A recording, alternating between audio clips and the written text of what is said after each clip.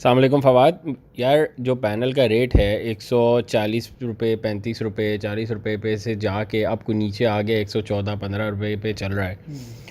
हमने last video में भी ये बात करी थी कि इसकी असल वजह क्या थी। थोड़ा सा एक्सप्लेन करें कि ये आ कहाँ से रहा है, मोस्टली इंपोर्ट कहाँ से हो रहा है और वहाँ पे क्या कॉस्ट है, फिर उसकी शिपिंग की कॉस्ट है और फिर यहाँ लैंडिंग कॉस्ट क्या पड़ रही है एक पैनल की अगर आप एक बल्क में मंगवाते हैं। ऑब्वियसली छोटी क्वांटिटी में और बल्क में अगर फ़र्क है तो उसको भी ज़रा एक्सप्लेन कर दें। देखिए, पैनल अगर सोलर पैनल जो आपका मेजर आता है वो चाइना से आता है। पाकिस्तान में सोलर पैनल नहीं बनता। पाकिस्तान में जो सोलर पैनल है वो बहुत थोड़ी सी क्वांटिटी में मैन्युफैक्चर होता है, असेंबल होता है। पाकिस्तान में कोई मेन स्ट्रीम कंपनी नहीं है जो प्रॉपर्ली मैस लेवल पे केटर कर सके, क्योंकि किसी के पास इतने बड़े प्रोडक्शन फैसिलिटी मौजूद ही नहीं है। तो जो आपका 99.999% सोलर पैनल है वो चाइना से आता है, जिसका मतलब है कि सारी की सारी कॉस्ट जो है आपकी वो इम्पोर्ट पे लग गई।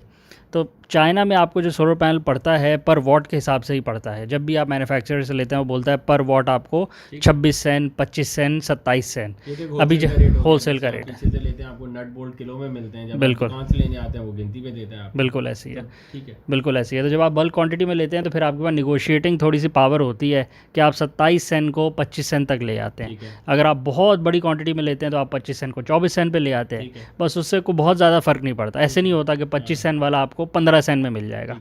ये हम बात कर रहे हैं यूएस सेंट की। $1 में 100 सेंट होते हैं ना यूएस में। तो अगर एक वॉट हमें पड़ता है रफली 27 सेंट का पड़ता था जब लास्ट क्लोज़ हुआ है, इंपोर्ट क्लोज़ हुई है ना, तो 27 सेंट का पड़ता था। जब 200 रुपये का डॉलर होता था तो 27 सेंट के हिसाब से 54 रुपये का एक वॉट पड़ता था हमें चाइना के अंदर। अभी हमने उस पर शिपिंग देनी है, उसकी थोड़ी सी इंश्योरेंस होती है, थोड़ा सा उसका फ्रेट होता है, जिसका मतलब है कि जो शिपिंग का उसका चार्ज है, इंश्योरेंस है, और बाकी यहाँ की कस्टम और पोर्ट की क्लियरेंस के चार्जेस होते हैं। 54 रुपये का हमें वॉट पड़ता था वहाँ पे, और 54 पे हम अगर 15 रुपये ऑन द सेफ साइड मिला लेते थे, 54 में 15 रुपये जब ऐड करें तो 69 रुपीज़ बनते थे। तो 69 रुपीज़ में हमारे ये shipping, port forwarding, clearing, insurance सब क्लियर हो जाती थी बासानी। केपीटी क्लियर कर गया, सब कराची पोर्ट पे लैंड हो गया, आपके वेयर हाउस में आ गया। मतलब कि कराची पोर्ट पे भी नहीं पड़ा हुआ, अब आपके वेयर हाउस जो आपका माड़ीपुर में वेयर हाउस है, जहाँ भी है वेयर हाउस आपके वहाँ पे पड़ा हुआ है, बट कराची में है। ठीक है। अब अगर आप इसको बोलते हैं कि कराची से उठा के मुझे लाहौर पहुँचाना है, तो लाहौर पहुँचाने में भी 2 रुपये ऐड हो जाते हैं आपके। बिल्कुल 1 से 1.5 रुपये, 2 रुपये, बिल्कुल वही आपके वाली बात है। मैक्स को बहुत ही थोड़ा सा अगर पैनल बिल्कुल ही एक पैलेट उठा के बोलेगा कि ट्रक पे रखवा दो तो फिर वो महंगा पड़ता है, बट अगर पूरा कंटेनर मूव होता है तो 1 से 1.5 रुपये की खर्चा आता है, जिसका मतलब है कि 69 रुपीज़ वाला पैनल आपको लाहौर जाते जाते 71 रुपीज़ का पड़ जाता था। अब 71 रुपीज़ का पैनल अगर आप नॉर्मल सिनेरियो में बेचेंगे तो आप 73, 74, 75 रुपीज़ तक आप उसको बेचना चाहिए आपको एज एन इम्पोर्टर। सबसे पहले तो बल्क में बिकता है ना। बिल्कुल, अगर आप एज एन इम्पोर्टर बेच रहे हैं पैनल को तो आप 4 रुपये, 3 रुपये, 4 रुपये आपको उठाना चाहिए। 3 से 4 रुपये से ज़्यादा आपको नहीं लेना चाहिए। अगर आप उस पर 10 रुपये, 15 रुपये रखने का सोच रहे हैं एज एन इम्पोर्टर तो फिर आप थोड़ी ज़्यादती कर रहे हैं। उसकी वजह यह है कि इम्पोर्टर डायरेक्टली सोलर पैनल को इंस्टॉल करवा के नहीं देता कस्टमर के घर पे। इम्पोर्टर का मकसद ये होता है कि उसने कल को वो चावल इंपोर्ट कर रहा था, आज को वो सोलर पैनल इंपोर्ट कर रहा है, कल को वो जूते इंपोर्ट कर रहा होगा और परसों वो गाड़ियाँ इंपोर्ट कर रहा होगा। उसको प्रोडक्ट से गर्ज़ ही नहीं है, उसको तो सिर्फ अपने मार्जिन से गर्ज़ है, उसको कमाई से गर्ज़ है। तो जब वो सोलर पैनल मंगवा के इस मुल्क में फेंकता है तो वो तो उसको लगा के दे ही नहीं सकता। उसकी ना समझ में आती है, ना उसमें सलाहियत है, और ना ही उसका कोई मकसद है कि उसने लगा के दें। चेन में भी नहीं है ना, वो तो चेन के स्टार्टिंग एंड में है। बिल्कुल कि यार मैंने सिर्फ मंगवा के दे देना और मुझसे बल्क में उठा लो जिसको चाहिए। बिल्कुल। अब जो छोटे रिटेलर्स हैं वो उससे ले लें, या जिसके पास मेगावाट की सेल आई हुई है वो उससे ले लें। लोगों को भी लेने का कोई फ़ायदा नहीं होगा क्योंकि लगा के नहीं देते, लोगों से लेके क्या करेंगे। अब उन्होंने मैकेनिज़्म ये निकाला कि बजाय से वो बिल्कुल ही ना लगाएं, वो बिल्कुल 2-4% का तो वो लगाने की कोशिश करते थे, तो उन्होंने इलेक्ट्रिशियन रखना शुरू कर लिए, और जो 2-4 क्लाइंट्स उनके पास घरेलू वाले आते थे तो उनको इलेक्ट्रिशियंस के थ्रू लगवा के देना शुरू कर दिया। बट मेजॉरिटी उनका क्लाइंट वही है जो आप कह रहे हैं कि उसके आगे थर्ड पार्टी सेलर है, ऑथराइज रीसेलर है, या फिर जिसने एजेंसी ली हुई है, या जिसने जो भी थर्ड पार्टी जो भी लेके इंस्टॉल करना चाहता है, इंस्टॉलर हैं, वो सब उनसे लेते हैं।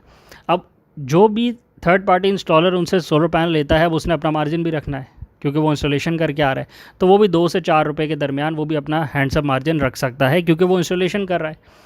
इंपोर्टर हजरात का जो मैकेनिज़्म है वो ये है कि इंपोर्टर तो वारंटी देने को भी राज़ी नहीं है। इंपोर्टर स्ट्रेट अप कह देता है कि जो पैनल मैंने मंगवा के दिया है इसकी वारंटी मैन्युफैक्चरर की है, मेरी नहीं है। तो जिस दिन आपने मेरे वेयर हाउस से सामान उठा लिया, उस दिन से ये सामान आपका है। एक और मज़े की बात भी है जो इम्पोर्टर्स हज़रात करते हैं, और वो गलत है, कि पैलेट को सील्ड देते हैं ये, और पैलेट को खोलने की हिम्मत नहीं करते कि अगर पैलेट में चलते हुए अगर इसमें ज़रा से भी कहीं इम्पैक्ट आया हो और एक भी पैनल अगर डैमेज हो तो ये उनमें इतना भी दम नहीं होता कि वो उसको एब्जॉर्ब कर लें। अब एज इज़ तो पैसे पूरे के लिए, ब्रांड न्यू के लिए, बट पैलेट खोल के भी देखना गवारा नहीं करते कि अगर खुदा ना खासा अंदर से एक पैनल भी टूटा हुआ निकला, 31 पैनल का पैलेट है अगर नॉर्मल, तो उसमें से अगर एक पैनल भी टूटा हुआ तो वो चेंज करना पड़ेगा। तो बजाय से कि वो करें हम, भाई एज इज़ पैलेट पड़ा हुआ ये आपका है, जैसा कैसा निकलेगा वो आपका है। तो गलत तरीके हैं, नहीं होना चाहिए, बट यही है मार्केट का ट्रेंड जो पाकिस्तान में चल रहा है। अब जो इंस्टॉलर है, अब आप देख लें 69 रुपीज़ का आपको कराची की अपनी वेयर हाउस में पड़ा, 2 रुपये आपने उस पर फ्रेट डाल दिया अगर लाहौर पहुंचाया। अगर आप कराची में बेच रहे हैं तो 3 से 4 रुपये मार्जिन इंपोर्टर का हो गया, ये चला गया 73 से 74 रुपीज़ पे, और 3 से 4 रुपये का मार्जिन आगे जो भी इंस्टॉलेशन आपका करके दे रहा है उसका मार्जिन चला गया, जो आपको पड़ गया 77-78 रुपीज़ का। ये हम बात कर रहे हैं पिछले साल के, जब तक पोर्ट खुली हुई थी, जब तक इंपोर्ट हो रही थी, तो आपको 7 से पहले तक की रफली यही बात थी। बिल्कुल ऐसे ही है। उसमें भी ये है कि उस जो जुलाई में भी जो स्टॉक बहुत से लोग बेच रहे थे वो जुलाई का स्टॉक नहीं था, वो भी पिछले 7 महीने 8 महीने पुराना स्टॉक बेच रहे थे, जब डॉलर भी 200 का नहीं था या 250 का नहीं था, और डॉलर भी उससे बहुत पुराना था। तो एक ट्रेंड ये भी गलत है पाकिस्तान में कि पुराना स्टॉक नए रेट पे बेचना शुरू कर देते हैं, क्योंकि जो प्रोडक्ट होती है उस पर जो प्राइस होती है वो मेंशन ही नहीं होती। 30 रुपये का आपको ख़रीद पड़ी है, आप उसको 35 रुपये का बेच लें, बट आप आज की ख़रीद लगा के बोलते हैं कि मेरा मुनाफा आज के रेटों के मुताबिक होना चाहिए। अगेन बहुत गलत बात है, ऐसा नहीं होना चाहिए। आप अपने ज़रा पेट को ज़रा बांध के रखें ना, ज़रा आप अपने लिमिटेड अपना मार्जिन उठाने वाली बात करें, या आपने अनलिमिटेड मार्जिन ले रहे हैं। 30 रुपये की आपको चीज़ पड़ी, आज का रेट है 50 रुपये, आप बोलें मैं 60 रुपये का बेचूंगा, तो क्या करते रहे? ये पिछले 6 महीने से यही तो करते रहे, जिसकी वजह से मार्केट ही बैठ गई है पूरी।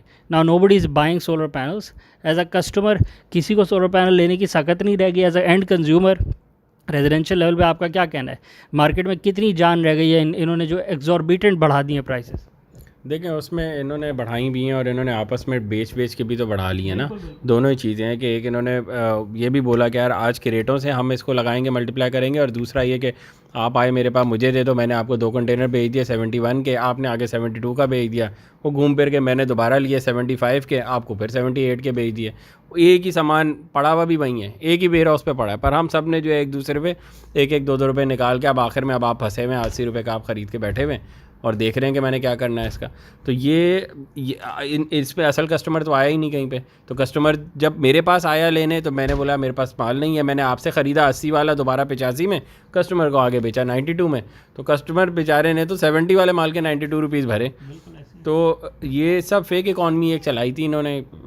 नए लड़के थे मोस्टली और नया प्रोडक्ट था, उन्होंने बोला बिक रहा है, हड़ाउड़ी मची हुई है, तो हाइप क्रिएट होती है इस चीज़ में, उसमें इन्होंने बनाया। पर उससे सिर्फ इकॉनमी का बेड़ा गर्क हुआ है, सोलर की इकॉनमी का बेड़ा गर्क हुआ है, और लोग सारे डिसार्ट हुए हैं कि यार ये क्या प्रोडक्ट है। कोई भी चीज़ को आप इतना ऊपर कर देंगे, लोग छोड़ देंगे। ऐसा नहीं होगा कि आप 200 रुपये का भी बोलेंगे तो अगला लेगा। हमने कहा छोड़ दो, फिर जब बिल देना है तो बिल तो मैंने एक दफ़ा देना है, इसको तो पैसे फिर मुझे 2.5 साल में वापस होने हैं। तो आप चीज़ों को उस लेवल पे रखें जहाँ पे लोग ले सकें। इतना ऊपर कर देंगे तो फिर जो हाल अभी रमज़ान में जेडीसी ने फल वालों के साथ किया, फ्रूट वालों के साथ किया, फिर वही हाल होगा। फिर कोई एक निकलेगा और वो बोलेगा बाइकआउट करो इस चीज़ का, वो बाइकआउट होना शुरू होगा। अभी क्या हालात हैं, अभी जो हालात हैं मार्केट के, आप कल भी मीटिंग में बैठे हुए थे, यही बात हो रही थी ना कि हवा टाइट हुई हुई है सारे इंपोर्टर्स की कि यार इतना धड़ाधड़ माल सबका निकलना है एक साथ। तो ये जो हमने 114 का आज बेच रहे हैं ये कल नहीं बिकेगा। ये लोग 90 में भी दे के जान छुड़ा रहे होंगे, बोलेंगे 90 में उठा लो, पैसे दे दो हमारे, तो 90 का भी नहीं बिकेगा, ये उससे भी नीचे आ जाएगा। तो निकलेंगे जो मार्जिन उन्होंने एक्स्ट्रा मार्जिन उठाए हुए थे वो इस तरह अब इनके निकलेंगे, और फ़ायदा कस्टमर का होगा। कस्टमर को इतने महंगे चीज़ें ख़रीदनी ही नहीं चाहिए, सब्र कर लेना चाहिए। 2 महीने रुक जाएँ, 10 दिन क्या 4 दिन रुकवाया जेडीसी ने, और फ्रूट की प्राइसेस नीचे आ गए। आप भी रुक जाएँ, करें बाइकआउट, सब्र करें, देखें कैसे नहीं प्राइस नीचे आती। नाजायज़ प्रॉफिट तो क्यों ले रहे हैं आप? अगर पीछे से आपको 70-80 का पड़ा है, 75 रुपये लगा ले, आपको कस्टमर को 85, 88, 85 से 88, 89 तक में मिल जाना चाहिए, क्योंकि बीच में 2-3 लोग हैं, उन दोनों के 4-4, 5-5 रुपये लगेंगे, फ्रेट कॉस्ट लगेगी, वो मिला लोग इतना हो जाएगा। पर 75 वालों को आप बोलो 110 दे दो, 115 दे दो, 120 दे दो, नाजायज़ प्रॉफिट है। आपने एक पैनल से इतना कमा लेना है तो आप क्या करना क्या चाह रहे हैं, तो उसकी कॉस्ट कोई जस्टिफाई नहीं होती। बिल्कुल ऐसी है। तो हमारा मैसेज इस वीडियो के तवज्जुह से यही है कि आप अपनी जो भी सोलर इंस्टॉलेशन है उसको थोड़ा पोस्टपोन करें, थोड़ा इनको टफ़ टाइम दें। जो भी इंपोर्टर्स हैं और प्राइस में हाइक कर रहे हैं इनको ज़रा टफ़ टाइम दें, ये सारे के सारे इंसान बन जाएंगे और प्राइसेस ऑटोमेटिकली नीचे आएंगी। इसमें कोई घबराने वाली बात नहीं है कि प्राइसेस नीचे नहीं आएंगी और सोलर पैनल कल को बहुत महंगा हो जाएगा। अगर तो ये 4, 5, 8, 10 रुपये का फ़र्क होता कि 70 वाली चीज़ आपको 76 में मिल रही है, 77 में मिल रही है, तो वो होता है 7, 8, 10% का फ़र्क होता है। उस फ़र्क को नहीं देखना होता क्योंकि उसमें चीज़ मिल जाती है। बट 75 रुपये वाली चीज़ 140 रुपये की मिलेगी, 130 रुपये की मिलेगी, तो ऐसी चीज़ को छोड़ देना चाहिए। वो ऑटोमेटिकली नीचे आ जाएगी। सप्लाई एंड डिमांड का बेसिक सा गेम है। कोई यहाँ तुरम खान नहीं है जो अब खुद ही पैनल रख के बैठा रहेगा और बेच भी खुद ही लेगा। जब कोई ख़रीदने वाला ही नहीं होगा तो नहीं बेच पाएगा। दूसरी बात ये कि ये जो लोग इंपोर्ट कर रहे हैं इनका मकसद नहीं है इंपोर्ट करना, इनको टेक्नोलॉजी से कोई लेना देना नहीं है, इनको सोलर पैनल से लेना देना नहीं है, इनको बिजली की बचत से लेना देना नहीं है, इनको सिर्फ़ और सिर्फ अपने मुनाफे से लेना देना है। तो ये है, कभी ये कपड़ा बेचते हैं, कभी ये टेक्सटाइल वाले हैं, कभी ये कोई और हैं, कभी ये कोई तेल वाले हैं, कभी कोई गाड़ियों वाले हैं, कोई रियल एस्टेट वाले हैं। इनको आज सोलर पैनल में चांदी दिख रही है तो आज ये सोलर पैनल के पीछे लगे हुए हैं। कल कोई इन्हें सोफ़ों में चांदी दिखेगी तो सोफ़ा बेचना शुरू कर देंगे। इनका कोई दीन ईमान नहीं है, प्रोडक्ट से कोई लेना देना नहीं है, टेक्नोलॉजी से कोई लेना देना नहीं है। तो ऐसे लोगों से इज्तनाब करें और ऐसे लोगों को मनवा के रखें अपनी जो भी बात है, और प्राइसें ज़रा ज़मीन पे लाने वाली बात करी जाए और इनको ज़रा टफ़ टाइम दिया जाए ताकि लोगों का भला हो, लोगों का फ़ायदा हो, लोगों को अफोर्डेबल प्राइसेस में चीज़ें मिली। देखें, इसमें दोनों चीज़ें हैं ना। अगर कोई आपको अच्छी सर्विस दे रहा हो तो अच्छी सर्विस के पैसे आप कंपेयर नहीं कर सकते किसी भी चीज़ से। एक इंस्टॉलर ने अच्छी सर्विस दी आपको, आप उसको एक्स्ट्रा पैसे दे सकते हैं कि यार इसको मैं कैसे किसी से कंपेयर कर सकता हूँ, कोई कंपैरिजन नहीं बनता।